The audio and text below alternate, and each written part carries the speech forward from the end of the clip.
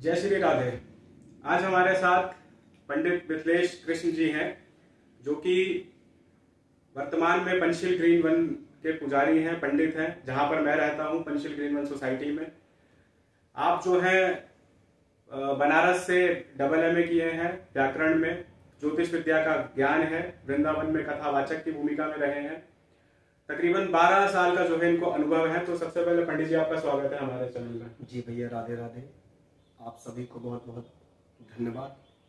आज हम पहली बार भी लाइव में आए हैं और भैया की विशेष कृपा। जी भैया।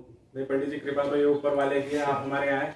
पंडित जी, 2-3 सवाल है मेरा आपसे, जो मैं आज के समय में देख रहा हूँ, क्योंकि मैं खुद एक युवा हूँ और बड़ा दुख होता है कि जब मैं देखता हूँ कि युवा जो है वो अध्यात्म से विमुख हो रहा है। जिस परंपरा के साथ हम चले थे कि सुबह उठते हैं और उठने से पहले धरती पर पैर रखने से पहले हम कहते हैं कि समुद्र वसने देवी विष्णु पद्म पाद स्पर्शम शमशमेव। तो ये जो श्लोक हम पढ़ते हैं, तो ये कहीं ना कहीं जो परंपरा है, हम क्यों ना ये युवा में ढाल पाए? कैसे युवा को अध्यात्म से जोड़ा जाए, इस पे कुछ बताइए। सभी को राधे राधे। और सबसे पहले निवेदन ये है कि जड़ यदि हमारी मजबूत होगी तभी हम अपनी पेड़ तभी हरा भरा होकर के बड़ा होगा। नींव जितनी मजबूत होगी आप उतनी ऊंचे तक क्या बना सकते हैं, मंजिल खड़ा कर सकते हैं। तो सिर्फ कहने का यही तात्पर्य है कि जड़ मजबूत करना है, बालकों से, बच्चों से शुरुआत करना है। अपने घर में जब माता पिता सुबह बालक को कम से कम 5 बजे जगाएंगे सुबह, और जगा करके बच्चों को जैसा सिखाएंगे, और एक चीज और निवेदन करें कि बालक की सबसे बड़ी गुरु यदि कोई है तो वो है माँ। माँ चाहे तो बच्चे को भक्त बना दे, माँ चाहे भक्त को ज्ञानी बना दे, और माँ चाहे तो बच्चों को चोर डाकू आदि आदि बना सकते हैं। तो केवल निवेदन यही है कि बच्चे जब पढ़ने के लिए अपने घर से निकलें तो माता पिता के चरणों में प्रणाम करके निकलें। आजकल बच्चों को शर्म लगती है, आजकल गुड मॉर्निंग का जमाना है, शर्म लगती है, संकोच लगता है, माता पिता के चरण छूने में उनको लाज लगती है। तो मैं निवेदन करूं, जो युवावस्था के हम लोग जैसे हैं, उनसे निवेदन विशेष करके है कि अपने माता पिता के चरणों में प्रणाम करने से आपको शर्म बिल्कुल नहीं करना है।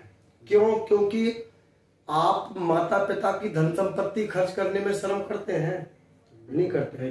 तो फिर माता पिता यदि कहा जाए तो लक्ष्मी नारायण के स्वरूप है। और निवेदन दूसरी बात में यह है कि आजकल एक समस्या बनी हुई है कि अपने बालक को संस्कारवान कैसे बनाए। इसके पीछे की वजह है गूगल देवता। क्या है? सुबह सुबह सबसे पहले कोई आदमी कहीं जाते थे, परदेश में जाते थे, रिश्तेदारी में जाते थे, तो पहले के लोग क्या करते थे कि सुबह सुबह नहा धो करके सबसे पहले 1 लोटा जल लेकर के और शिवालय में शंकर जी को जल चढ़ाने के लिए जाते थे, और लोगों से पूछते थे, भैया इस गांव में मंदिर कहाँ पर है? तो लोग बताते हैं कि मंदिर वहां पर है। तो जाकर सबसे पहले भोले बाबा को जल चढ़ाते थे। आज की डेट में सुबह नींद खुलती सबसे पहले नेट देवता और गूगल देवता का दर्शन हो रहा है। तो विशेषकर जड़ ही मजबूत ना हो और सनई कहने का तात्पर्य कोई भी काम हो उसको धीरे धीरे जब वो अभ्यास में आ जाएगी तब उसी चीज में आपका मन लगेगा। सुबह सुबह आप डेली नियम बनाएं बच्चों को संस्कारवान बनाने के लिए। बच्चों को मिनिमम 4:30 बजे और 5 बजे का ब्रह्म मुहूर्त में उनको जगाएं, और उसके बाद में सर्वप्रथम पृथ्वी का स्पर्श कराएं। समुद्र वसने देवी पर्वत स्थल मंडले विष्णु पत्नी दूसरी कराग्रे बसते। सबसे पहले तो आपको करना है हाथ ऊपर करके कराग्रे बसते लक्ष्मी कर मध्य, ये वाला श्लोक आपको बोल करके पूरी वीडियो में हम आपको बताएंगे बाद में। और उसके बाद में फिर पृथ्वी को नमस्कार करना है। पृथ्वी को नमस्कार करके फिर आपको उठ करके माता पिता के चरणों में प्रणाम करना है, फिर अपने काम में लग जाना है। अच्छा, काम क्या है? काम कुछ लोग हमसे सवाल करते हैं कि महाराज जी ये बताइए, कर्म बड़ा होता है कि भाग्य बड़ा होता है? प्रारब्ध या पुरुषार्थ? हाँ, प्रारब्ध या पुरुषार्थ। अच्छा पंडित जी, मैं देखता हूँ आजकल लोग क्या करते हैं कि जहाँ पे प्रारब्ध करना चाहिए वहां वो पुरुषार्थ पे छोड़ रहे हैं, और जहाँ पे पुरुषार्थ करना चाहिए वहां वो प्रारब्ध पे छोड़ रहे हैं। ऐसा क्यों? हम एक चीज आपसे पूछें, आपसे ये प्रश्न है, क्या प्रारब्ध बड़ा है या पुरुषार्थ? कर्म बड़ा है या भाग्य? तो निवेदन ये है, पहली बात तो गीता जी में श्लोक आया है कि कर्मणा जायते जंतुर कर्मणैव विलीयते सुखम दुखम भयम छैव कर्मणैवाभिपद्यते। इसका अभिप्राय अर्थ ये है कि जीव का, मनुष्य का जन्म ही कर्म से होता है। मनुष्य का जन्म किससे होता है? कर्म से। और मृत्यु भी जो होती है वो किससे होती है? कर्म के अनुसार। सुख जो मिलता है वो भी कर्म के अनुसार, दुख जो मिलता है वो भी कर्म के अनुसार। इसलिए और तुलसीदास जी महाराज ने भी रामचरितमानस में लिखा है कि कर्म प्रधान विश्व रचि राखा, और जो जस करहि सो तस फल चाखा।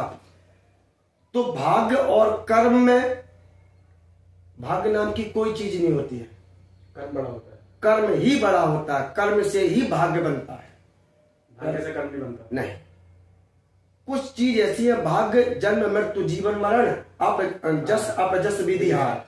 तो 6 चीजें ऐसी हैं जो परमात्मा के हाथ में है, उसके बाद में फिर हमको करना ही करना है। ना भुक्तम जायते कर्मम मनस्तोषम द्वितीयकम। जीव जैसा कर्म करेगा ठीक उसको वैसा ही फल प्राप्त होगा। सुंदर कांड में लक्ष्मण जी कहते हैं कि दैव दैव आलसी पुकारा। ये तो आलसियों के लक्षण है, जो कहते हैं कि भाग्य में होगा सो मिलेगा, देखा जाएगा, मिलेगा। अच्छा, आज अपने आप सोचें, एक कमरे में अंदर चले जाए जहां किसी को पता ही नहीं कि कमरा है या नहीं, और उसमें कम से कम 24 घंटा बिना पानी पिए, बिना खाए पिए उसमें आप रहें, फिर देखें परमात्मा कैसे आपको बचाने के लिए आते हैं। भोजन तो आएगा, लेकिन उठाना तो आपको अपने हाथ से पड़ेगा, चबाना तो मुख से पड़ेगा, दांत जीभ सब हिलाने पड़ेगी, तब आपको होगा। इसलिए कर्म आपको करना पड़ेगा, कर्म से ही फल की प्राप्ति होती है। दैव दैव आलसी पुकारा, ये तो आलसियों के लक्षण है। भाग में जो होगा सो देखा जाएगा, देखा जाएगा।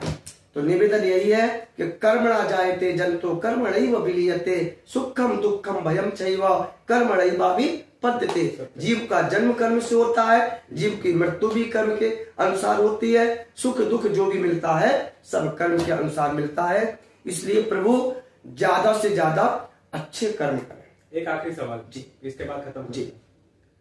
पुनर्जन्म नाम की कोई चीज होती है? हाँ, मानते हैं? हाँ, बिल्कुल मानते हैं। पुनर्जन्म होता है, अंत वो गत्वा, जैसी लास्ट में मति वैसी ही गति।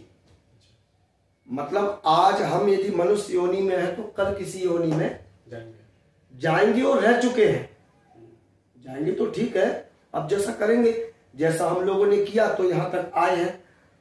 ये जो मनुष्य, आप इसको बोलते हैं मृत्यु लोक। क्या बोलते हैं? लोक कितने होते हैं? 14। ये जो है ये क्या है? मृत्यु लोक। इस 14 लोकों में नहीं आता है।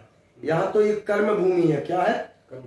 यहाँ जैसा बोगे वैसा ही काटने को मिलेगा। बोया पेड़ बबूल का, आम कहाँ से होए।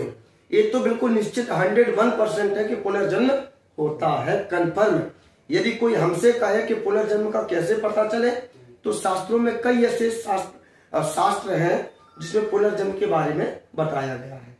तो वो आपको, यदि आप हमसे कहें तो हम वो ला करके आपको दिखाएंगे। पुनर्जन्म का है, बिल्कुल है, कंफर्म। तो दोस्तों, ये थे हमारे संग पंडित जी, और मुझे उम्मीद है कि आप लोगों को अच्छा लगा होगा। इसी के साथ आज की वीडियो को मैं समाप्ति करता हूँ। पंडित जी से फिर किसी दिन हम जुड़ेंगे, दोबारा अध्यात्म में बात करेंगे। मुझे भी अच्छा लगा, आप लोगों को भी निश्चित रूप से अच्छा लगेगा। तब तक के लिए ध्यान रखिए, मुस्कुराते रहिए, हमारे चैनल को देखते रहिए। जय श्री राधे। जय जय श्री राधे। जय जय श्री राधे।